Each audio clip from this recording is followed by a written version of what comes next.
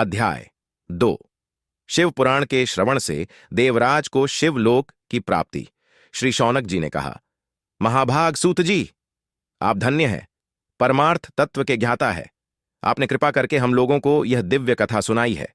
भूतल पर इस कथा के समान कल्याण का सर्वश्रेष्ठ साधन दूसरा कोई नहीं है। यह बात आज हमने आपकी कृपा से निश्चय पूर्वक समझ ली। सूत जी, कलयुग में इन कथाओं के द्वारा कौन कौन से पापी शुद्ध होते हैं, उन्हें कृपा पूर्वक बताइए और इस जगत को कृतार्थ कीजिए। अब सूत जी बोलते हैं, मुने, जो मनुष्य पापी, दुराचारी, खल तथा काम क्रोध आदि में निरंतर लिप्त रहने वाले हैं, वो भी इस पुराण के श्रवण पाठन से शुद्ध हो जाते हैं।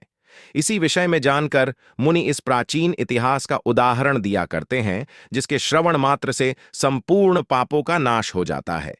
पहले की बात है, कहीं किरातों के नगर में एक ब्राह्मण रहता था, जो ज्ञान में अत्यंत दुर्बल, दरिद्र, रस बेचने वाला तथा वैदिक धर्म से विमुख था। वह स्नान, संध्या आदि कर्मों से भ्रष्ट हो गया था एवं वैश्यावृत्ति में तत्पर रहता था। उसका नाम था देवराज। वह अपने ऊपर विश्वास करने वाले लोगों को ठगा करता था। उसने ब्राह्मणों, क्षत्रियों, वैश्यों, शूद्र तथा दूसरों को भी अपने बहानों से मारकर उन सबका धन हड़प लिया था, परंतु उस पापी का थोड़ा सा भी धन धर्म के काम में नहीं लगा। वह वेश्यागामी तथा सब प्रकार से आचार भ्रष्ट था। एक दिन वह घूमता घामता प्रतिष्ठानपुर, झुसी, प्रयाग में जा पहुंचा।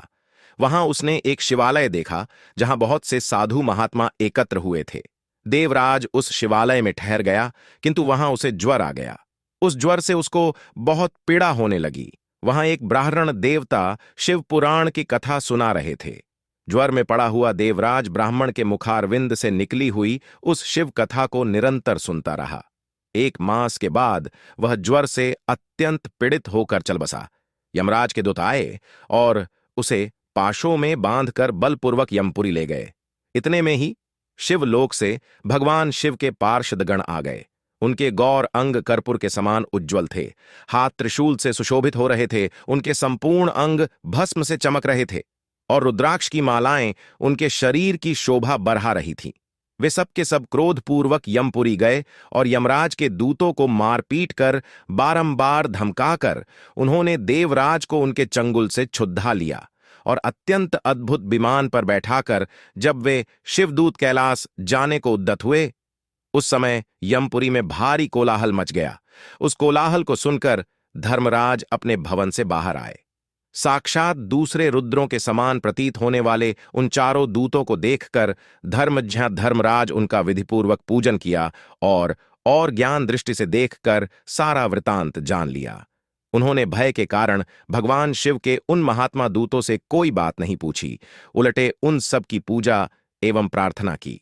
तत्पश्चात वे शिवदूत कैलाश को चले गए और वहां पहुंचकर उन्होंने उस ब्राह्मण को दयासागर सांब शिव के हाथ में दे दिया। Like, comment, and subscribe.